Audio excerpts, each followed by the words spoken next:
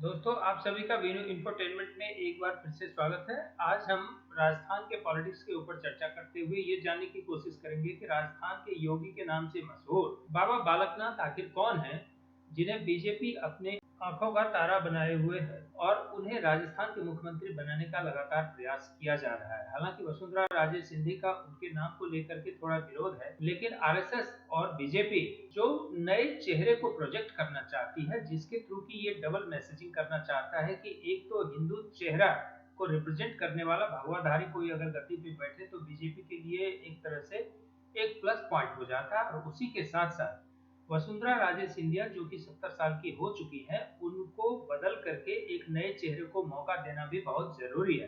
हालांकि राजस्थान में कई चेहरे हो सकते हैं, उन चेहरों की बात अभी हम ना करते हुए सबसे पहले ये जानने की कोशिश करें कि ये बालकनाथ कौन है। तो आपकी जानकारी के लिए बता दूं कि बाबा बालकनाथ अलवर से लोकसभा के सांसद हैं और रोहतक में बाबा मस्तनाथ मठ के प्रमुख हैं।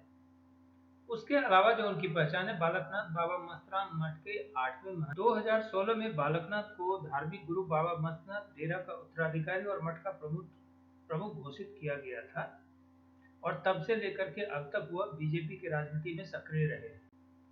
वह यदुवंशी समाज से हैं। उनका जन्म बहरोड तहसील के कोराना गांव में एक यदुवंशी हिंदू परिवार में हुआ। कम उम्र में बाबा खेतनाथ उनका नाम गुरुमुख रखा था। हालांकि माता पिता के नाम घर में इन्हें पंकज नाम से जाना जाता था।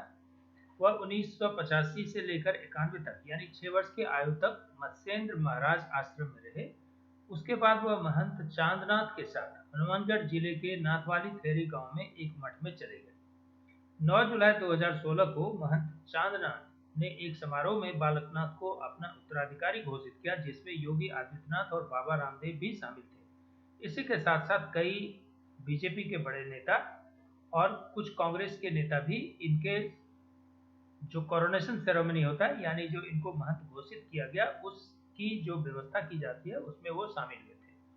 उन्होंने अपने निर्वाचन क्षेत्र से कांग्रेस उम्मीदवार इमरान खान को हराकर 6173 वोटों के महत्वपूर्ण अंतर से जीत हासिल की।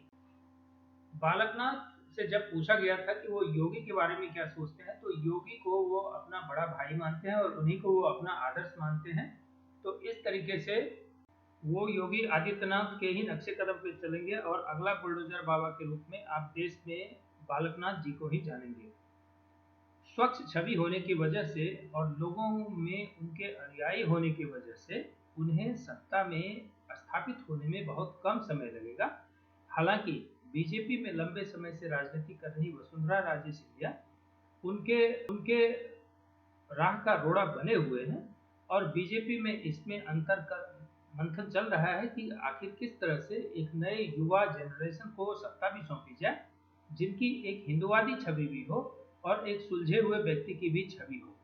तो अब ये देखने की बात है कि बीजेपी इस मुद्दे को कैसे सुलझाती है, लेकिन आरएसएस देश में एक नए हिंदूवादी व्यवस्था को अपने तरीके से स्थापित कर रही है और दुनिया को ये बताने की कोशिश कर रही है कि हिंदूवादी व्यवस्था में शासन कैसे चलती है और कैसे यह करप्शन फ्री होता है। इसी चीज का एक बानगी है कि ऐसे योगी को सत्ता में स्थापित करने का कवायद चल रहा है, ताकि करप्शन के चार्जेस कम लगे, क्योंकि उनका कोई निजी रिश्तेदार नहीं होता है।